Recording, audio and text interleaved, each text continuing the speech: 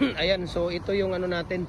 Ito yung 4x4 by 8 feet natin na pins concrete post molder na fix. Ito po ay fix. Okay? So adjustable din ito. Yan. Adjustable yan din siya. Diba? So saan nyo ilalagay yan? Diyan eh, patakilid nyo lang yan. Patakilid nyo lang yan dyan. Yan. Tingnan natin dito. Kung saan nila banda mailalagay yan. Yan, dyan. Okay. So, meron tayo dito. Kunin pa natin yung iba dito. So, ito. Kunin nyo muna itong ano, ito mga plates yan eh. Plates.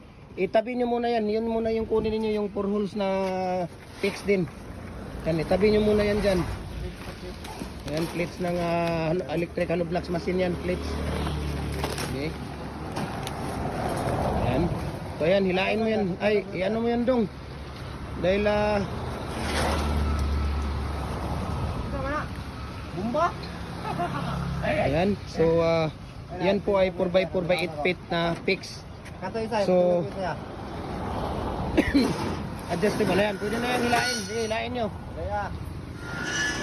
Ayan, di ba?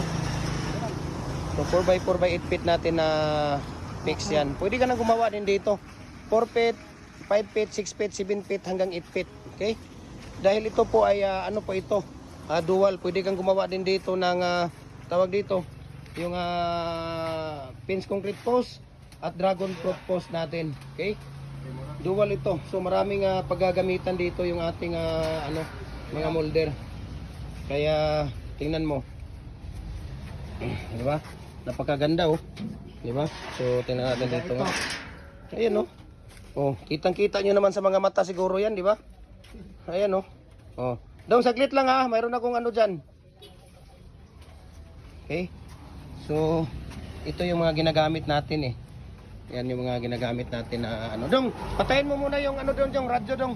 Tapos isaksak mo yung dito sa labas baka maiwan. So ngayon, kuya, kuha ka ng gunting doon. Buksan mo yan yung karton. Yung karton, buksan mo yan.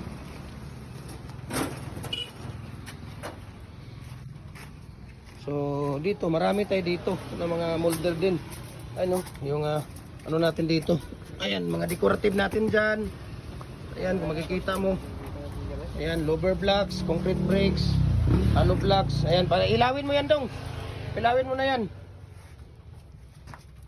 O yan, oh, kitang-kita nyo. Oh, di ba? Ayan, may mga lower blocks tayo na number 4. Mayroon na number 5 dito.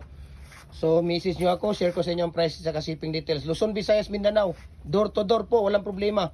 Okay, maraming salamat and God bless.